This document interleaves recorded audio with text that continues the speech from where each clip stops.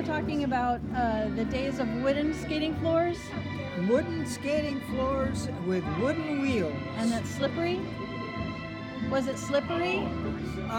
If it wasn't properly prepared, yes, it could be very slippery. So what did you use, resin and cement? We used resin and some chalk powder. Once in a while, a little bit of cement powder. Wow. Very little of that. And everything ground up in during the skating session. We always had a floor guard, and he had a little thing that he would come out, and everybody would go off the floor because the next event would either be a couples or a dance, and he'd go out and he'd shake this all over the floor. Like in a can with a whole. What was it? How did he get it on the floor? It was a little can, like a can with a flour sifter. A flour sifter. Well, no, more like a salt shaker. Okay. And cool. Put some on the floor, and then for freestyle, we'd get an extra amount in certain places and a lot less, like in the center of the floor where we were going to do spins. Oh, so you could spin quicker. So it was easier to spin. Yeah. Wooden wheels, and a lot of the regular wheels were open bearings. And then the good skaters, they bought precision bearings. But skating freestyle, once in a while when you'd fall, you could hit a wheel on the side and just pop a wheel right in half. Oh boy. You pop a wooden wheel right in half? Yeah. Did you say you used to break a wheel how often? Oh, I usually go through a wheel about every 2 or 3 weeks. Wow. But when you bought them, you usually bought a set, and there was 10 in a set. Extras. And they were big wheels, like our dance wheels now. And they were pretty good. Most of them were made out of maple. And they wouldn't get flats. That's the one thing they didn't get, because by the time they started getting flat, they were already broken. Wow. Wow. But and then, how many people were in your skating club back then? we had about 100 people in the skating club in Massachusetts, in Agawam, Mass, Springfield. Wow. And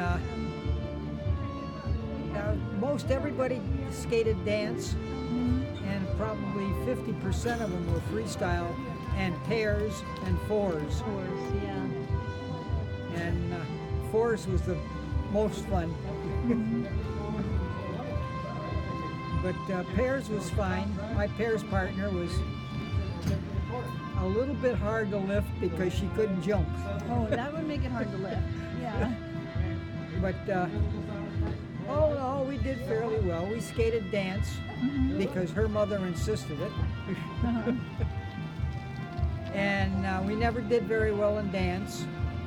We did fair in pairs. We did very good in fours. We went to regionals, I think, 2 years in fours. Wow. But we could not beat that New York bunch in fours. No. I mean, they had the New York skaters had first, second, and third in senior pairs, and in junior pairs. Wow. And they had first, second, and third, and fourth in fours. They knew what they were doing. Well, they had the rink more often. But the rink was a nice rink. It was Park Circle in Brooklyn, right across from the big park with the big fountain. I can remember one year we skated fours. We were scheduled fours at 10 o'clock at night. Wow. And we skated at 1 in the morning. Holy moly. And then we all went over and went swimming in the fountain. And the park police, the mounted police,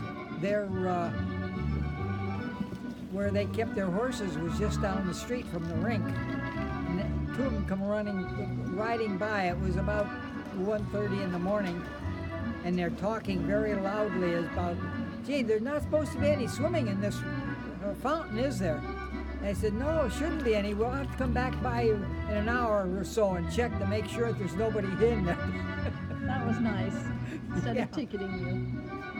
Yeah. But that was a long time ago. Mhm. And I don't think anybody that I skated with or against is now skating. Probably you're the only one. I'm probably the only one. Well, most of them are all except my partner, Claire. She was 3 years younger than I was. But she was a very good freestyle skater. Went to nationals 3 or 4 times in the novice division. But that was, then I came out to the West Coast after the Navy. And I skated out of Alameda for a while, and then down out of Pasadena. Pasadena Winter Palace, which was an ARSA rink instead of RSROA. And just down the street from the New Moon skating rink in Pasadena was the Pasadena Winter Palace, which was an ice rink. And it had a very active art club there. And you did both ice and roller, didn't you? What? Did you do both ice and roller? I did ice and rollers. About 75% of the club members were members of both clubs. And in those days, if you were an ARSA member, you could skate ice competition. Wow. And if they were a U.S. Skating Association, they could skate ARSA competition. Okay. All they had to do was belong to a club. They didn't have to get additional national membership. And I can remember a lot of the dance skaters skated both. So a lot of the freestyle skaters did too. Which did you prefer, ice or roller? When I was younger, I didn't mind. I liked them both. Some things are easier to do on ice, like spins. And of course, jumps are easy because ice skates are a lot lighter than roller skates. Right. But for dance skating, I kind of prefer rollers. It's a lot easier to hold edges. Yeah.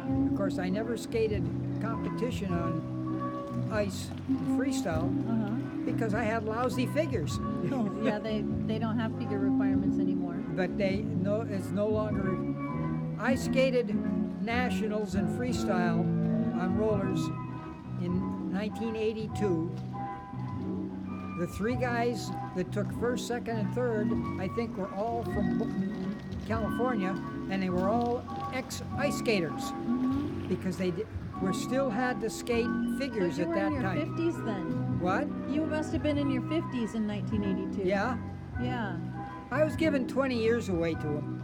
Wow. I think there were about 30 skaters all together, and I think I got a 10th or 12th or something like that. Yeah. And today you skated Fiesta Tango? What? Today you skated Fiesta Tango? Did you skate the Fiesta? No, I skated freestyle. No, today. Oh, today I did the Fiesta, and it was all right. My mohawks aren't what they used to be. You had your helmet on. No, I didn't even have my helmet on. Oh, Bud. And then I missed the 120 waltz to do the style A, but that's all right. Well, thank you for talking with me.